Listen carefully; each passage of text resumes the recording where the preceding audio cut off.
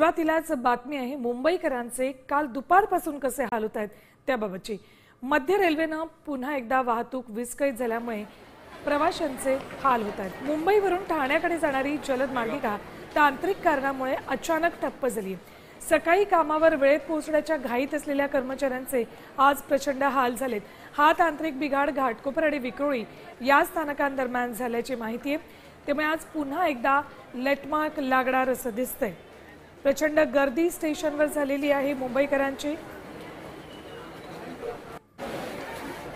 आजकाल खूप आहे, म्हणजे रोजचं जे पण आज जास्त उशीर झाला आणि वरून अनाउन्समेंट पण करत नाहीयेत की काय प्रॉब्लेम झाले, तर निदान पब्लिकला समजेल तरी घरी जायचंय, पुढे जायचंय। आता आजचं जॉबचं टायमिंग 10चं, इथेच 9:15 झालेलं आहे। पुढे कसं जातं नाही, इतकी गर्दी आहे ना, कोण चढणार पडणार लागलं वगैरे। अजून पण अनाउन्समेंट नाही करत आहेत की किती काय काय प्रॉब्लेम झाले त्याचं सांगितलं तर आम्ही निदान आमचं ठरवू तरी जायचं नाही जायचं।